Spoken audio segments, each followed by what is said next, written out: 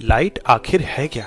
इस सवाल का जवाब हम सदियों से खोज रहे हैं। न्यूटन का मानना था कि ये छोटे छोटे पार्टिकल से बनी है, पर यंग्स डबल स्लिट एक्सपेरिमेंट और मैक्सवेल की इलेक्ट्रोमैग्नेटिक वेव इक्वेशंस ने साबित कर दिया कि ये एक वेव है। तो मामला सेटल लग ही रहा था कि तभी एंट्री हुई एल्बर्ट आइंस्टाइन की। आइंस्टाइन के टाइम पे फिजिक्स के गलियारों में एक ऐसा एक्सपेरिमेंट हो रहा था जिसका किसी के पास कोई जवाब नहीं था। जब किसी मेटल पे हाई फ्रीक्वेंसी लाइट या यूवी रेज गिराते तो मेटल से इलेक्ट्रॉन इजेक्ट होते और इस एक्सपेरिमेंट को फोटो इलेक्ट्रिक इफेक्ट नाम दिया गया। पर इसे वेव नेचर से समझना इतना मुश्किल क्यों है? वेव से एनर्जी इलेक्ट्रॉन को मिलती होगी और वो बाहर आ जाते होंगे।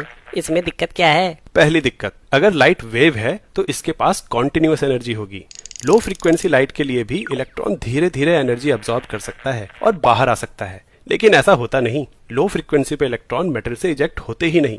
दूसरी दिक्कत, अगर लाइट की इंटेंसिटी बढ़ाएं तो वेव की कुल एनर्जी भी बढ़नी चाहिए, यानी जब मेटल से इलेक्ट्रॉन इजेक्ट हो तो ज्यादा तेज यानी ज्यादा काइनेटिक एनर्जी से बाहर आने चाहिए। पर ऐसा भी नहीं होता। एक फ्रीक्वेंसी की कितनी भी वेव्स मार लो, इलेक्ट्रॉन की एनर्जी सेम ही रहती है। इन सब सवालों का जवाब साइंटिस्ट के पास नहीं था और आइंस्टाइन भी इन सवालों का जवाब ढूंढ रहे थे। आइंस्टाइन से पहले प्लैंक ने एनर्जी क्वांटाइजेशन की थ्योरी दी थी, जिसके हिसाब से इलेक्ट्रॉन फिक्स मात्रा में ही एनर्जी गेन या रिलीज कर सकते हैं, उस फिक्स मात्रा से कम या ज्यादा नहीं। आइंस्टाइन ने अपनी बुद्धि लगाई और प्लैंक की थ्योरी को और एक्सपेंड किया। अगर इलेक्ट्रॉन में लाइट की एनर्जी सिर्फ निर्धारित मात्रा में ही एब्सॉर्ब या रिलीज होती है तो कहीं लाइट की एनर्जी खुद ही क्वांटाइज्ड फॉर्म में तो नहीं एग्जिस्ट करती। मतलब लाइट, जिसे वेव माना जाता है, उसकी एनर्जी कॉन्टिन्यूअस नहीं बल्कि फिक्स क्वांटिटी की हो, यानी वो एक पार्टिकल की तरह हो। आइंस्टाइन ने इन लाइट के पार्टिकल्स को फोटोन का नाम दिया।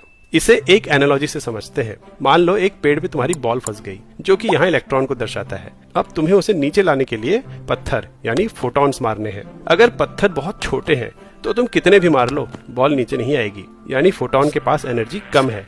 ये केस लो फ्रीक्वेंसी लाइट को दर्शाता है। पर क्या हो अगर एक के बाद एक कई सारे छोटे छोटे पत्थर बॉल को लग जाएं? तब तो बॉल को गिराने के लिए इनफ एनर्जी होगी। कई सारे छोटे पत्थर मतलब लो फ्रीक्वेंसी और हाई इंटेंसिटी। अगर कई सारे पत्थर एक साथ लगे तो बॉल गिर भी सकती है, और असल में इलेक्ट्रॉन्स के साथ भी ऐसा ही होता है। जब लो फ्रीक्वेंसी और हाई इंटेंसिटी की लाइट मेटल पे गिराते हैं तो कभी कभी कुछ इलेक्ट्रॉन्स एक से ज्यादा फोटॉन्स की एनर्जी एब्सॉर्ब कर बाहर भी आ जाते हैं, पर इलेक्ट्रॉन इतना छोटा होता है कि ऐसा होने की प्रोबेबिलिटी बहुत कम है। वहीं अगर बड़े पत्थर यानी हाई फ्रीक्वेंसी के फोटॉन्स मारे तो जितने तेज पत्थर लगेंगे उतनी तेजी से बॉल बाहर आएगी, यानी ज्यादा काइनेटिक एनर्जी से। और इस तरीके से लाइट को पार्टिकल मानने